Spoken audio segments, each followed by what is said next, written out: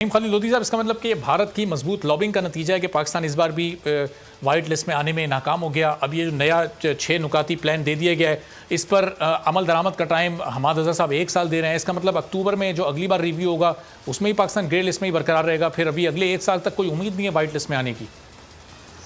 جی، پہلی بات تو یہ ہے کہ آپ نے پوچھا کہ حیرت ہوئی ہے. نہیں، حیرت تو تب ہوتی ہے اگر ہم گرے لسٹ سے نکل جاتے، کیونکہ جتنے بھی ہم جانتے ہیں کہ یہ ایک پولیٹیکل ٹول ہے اور ہم کہتے رہے ہیں، یہ کوئی ایک آدھ اینالسٹ نہیں، کافی سارے لوگ یہ کہتے رہے.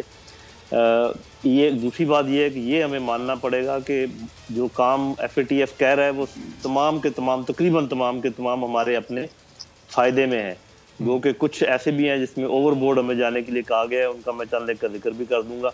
تو اس لحاظ سے یہ جو آپ ہندوستان کی بات کر رہے ہیں، دیکھیں ہمیں شرمانے کی کوئی ضرورت نہیں ہے کہ یہ ہندوستان کی وجہ سے نہیں ہے، یہ زیادہ امریکہ کی وجہ سے ہے. اور اس میں کوئی پریشان نہیں ہونا چاہیے ہمیں نام لینے. امریکہ اور ہندوستان میں ویسے بھی اسٹریٹجک الائنس ہے، اور حال ہی میں آپ نے ایسی باتیں کچھ کی ہیں جس سے امریکہ بہادر بہت ناراض ہے، اور وہ جب تک ناراض ہے آپ گرے لسٹ سے نہیں نکل سکتے. بے شک آپ 27 کے بجائے ان کے 50 پوائنٹ پورے کر دیں. دیکھیں 2-3 باتیں سوچنے کی ہیں. پاکستان کو یہ سوال کرنا چاہیے کہ یہ جو کہتے ہیں مثال کے طور پہ کہ پروسکرائب جتنی پرسنالٹیز ہیں ان کو سزائیں دی جائیں، تو پورے پروسکرائب پرسنالٹیز کی لسٹ پاکستان کو لے لینی چاہیے جو پوری دنیا میں ہے، اور کس کس کو آپ نے سزائیں دلوائی ہیں یا سزائیں دینے کے لیے کہا ہے. اس کے بعد وہ یہ کہتے ہیں کہ آپ اپنا پروسیکیوشن کا نظام ٹھیک کریں، جو کہ صحیح بات ہے، انویسٹیگیشن پروسیکیوشن کا ٹھیک کریں. لیکن پھر ہم گنوا دیتے ہیں ان کو کم از کم 25 سے 30 ملک جن کا پروسیکیوشن اور انویسٹیگیشن کا نظام ہم سے بھی برا ہے، وہ کون سی لسٹ میں ہیں.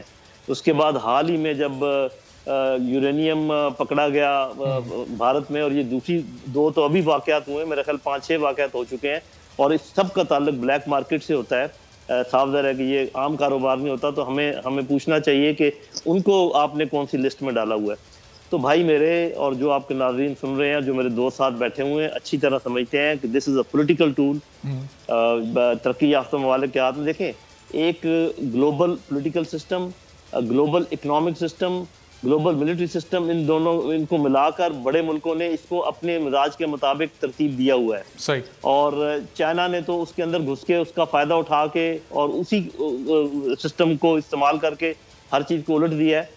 اصل بات جو بعد میں آپ سوال کر سکتے ہیں وہ یہ ہے کہ اب ہم کریں گے کیا. یہ تو ہمیں پتہ ہے کہ ہم جتنے بھی کام کریں گے اس میں سے کافی سارے اچھے ہیں، ہمارے اپنے حق میں، ہمیں کرتے رہنا چاہیے. لیکن اس کے باوجود اگر ہم گرے لسٹ سے نہیں نکلتے پھر ہمیں کیا کرنا چاہیے، یہ بڑا اہم سوال ہے. باقیوں سے بھی پوچھیں، میں بھی اس کا جواب. صحیح. تو اوریہ صاحب سے پہلے اس کی ابتدا کر لیتے ہیں. پہلے اوریہ صاحب اس پر تبصرہ کرتے ہیں. اوریہ صاحب، یہ پھر گرے لسٹ سے نکلنے کے لیے جس طرح نعیم لودھی صاحب کہہ رہے ہیں کہ آپ 50 پوائنٹ بھی عمل کر دیں، لیکن جب تک آپ کے تعلقات بھارت اور امریکہ سے اچھے نہیں ہوں گے اس وقت تک آپ نہیں نکل سکتے اس سے. تو پھر یہ کیا واقعی شاہ محمود قریشی صاحب جو اس میں ایک سیاسی اینگل دیکھ رہے ہیں کہ پاکستان کے خلاف انٹرنیشنلی سیاست ہو رہی ہے، سیاست کے تحت پاکستان کو گرے لسٹ میں برقرار رکھا جا رہا ہے؟ دیکھیں پہلی بات تو یہ ہے کہ جتنی جہالت کے ساتھ فیٹف پہ گفتگو ہوئی ہے پاکستان کے اندر، شاید ہی کسی چیز کا. آپ سوچ سکتے ہیں کہ بنیادی طور پر کب اس کا سٹرکچر پڑے کہ G7 نے ایک مانیٹری باڈی قائم کی اپنے مفادات کے حصول کے لیے، اور 1986-87 میں پھر اس کے ساتھ اس کا دائرہ کار بڑھایا گیا. اس کا کوئی کمپلائنس میکنزم ہی نہیں ہے، ریکمینڈیٹری باڈی ہے. میں فروری 2004 میں اس نے 40 ریکمینڈیشن دی تھی. Every independent country can refuse. بڑی میں واضح بات کر، کوئی کمپلائنس نہ یونائٹڈ نیشن کے اندر آتی ہے نہ کسی اور چیز ہے. 7 لوگوں کا ایک گروپ ہے G7 کا، جس نے اپنی ایک NGO ٹائپ چیز کھڑی کی ہوئی ہے. اس کو اس نے اپنے ساتھ، چونکہ اکنامک سسٹم ہے اس کے ساتھ اس کو لگی نتی کیا ہوا ہے. سینکشن لگانا ملکوں کا اپنا مسئلہ رہا ہے. امریکہ لگاتا رہا ہے، یورپ ایران کے اوپر کہتا رہا ہم نہیں لیتے، ہم جو تم جہنم میں جاؤ. انڈیا تیل خریدتا ہے، جو کرتا ہے کرتے رہو. مسئلہ سارا یہ ہے کہ ہماری حکمرانوں کو فائدہ تھا. اس کے تحت وہ لوگوں کا گلا کاٹتے تھے، وہ جس کو چاہتے تھے ذبح کرتے تھے، جس کو چاہتے تھے پکڑتے تھے، جس کو چاہتے تھے اپنا اس کے اندر شیڈول 4 میں ڈالتے تھے، جو مرضی کرتے تھے. اور ساتھ ان کو ڈرایا بھی ہوا تھا، او ٹیررزم، نیکٹا، فلانا یہ وہ. بھائی مجھے بتاؤ اس کا نقصان کیا ہے سوائے اس ایک نقصان کے کہ جب آپ کوئی اگر بہت زیادہ بلیک لسٹ میں بھی چلے جائے تو آپ جو ہے وہ آپ کی ایل سیز کھلاتے وقت وہ 2-2.5-3 مہینے کی ایک ڈیلے ہو جائے گی اگر آپ نے کوئی ڈیل کی ہوئی ہے. یا آپ جو ہے اس کے کسی طرح آپ کا پیرس کے کلب کے اندر آپ کے لونز کا کوئی مسئلہ بن جائے گا، وہ آپ ویسے ناراض ہو کے ہوں گے، اس کا کوئی ایفیکٹو کے ساتھ کوئی تعلق نہیں ہے. لیکن ہم نے جان بوجھ کے اس کو ایک عزت دی، ایک مقام دیا، ایک سطح دی، پولیٹیکل اسکورنگ کی، پتہ نہیں کیا کیا کچھ کیا. پورے 45 صفحے کا میرے پاس ڈاکومنٹ ہے، اس کے پورے بائی لا سے لے کے سب کے ساتھ. ابھی تک کوئی اس مقام پہ نہیں پہنچی کہ اس کی ریکمنڈیشن کو اقوام متحدہ یا اس کی ذیلی آرگنائزیشن کسی مقام پہ لا کے ڈسکس کر کے اس کو امپلیمنٹنگ باڈی کے طور پہ ایکسیپٹ کر لے. ہمیں ہوا چل رہا ہے، اور ہم بھی بول رہے ہیں، سب بھی بول رہے ہیں. اور میں محنت رہتا اپنے فارن آفس کے لوگ اگر ہوں ان سے مجھے بتا دیں، مجھے 1 2 3 میں گن کے بتا دیں کیا ہوگا. اور اگر کل کو افغانستان میں دوبارہ آپ کی ضرورت پڑ جائے تو یہ فیٹ اپ اٹھا کے گٹر میں پھینکیں گے اور آپ کہیں گے بتاؤ پیسے کتنے چاہیے تم. صحیح. چلیں اور یہ سب ہیں تو ہمارے ساتھ زاہد حفیظ صاحب آتے ہیں، اگر وہ اس پر بات کرنا چاہتے ہیں تو پھر ان سے بھی بات کرتے ہیں. لیکن ڈاکٹر رفعت صاحب، اب آگے جس طرح نعیم خالد لودھی صاحب نے بھی سوال اٹھایا کہ اب آگے یہ کرنا کیا چاہیے؟ یہ 6 نکاتی 7 نکاتی پلان پر اگر اگلے 1 سال میں عمل ہو جاتا ہے تو یہ اس بات کی گارنٹی ہوگی کہ پاکستان وائٹ لسٹ میں آ جائے، گرے لسٹ سے نکل جائے؟ کیا ممکن ہو سکے گا، یا پھر اس کے بعد بھی پاکستان کو اپنے بڑی طاقتوں سے جو تعلقات ہیں وہ کس نوعیت کے ہیں ان پر غور کرنا پڑے گا؟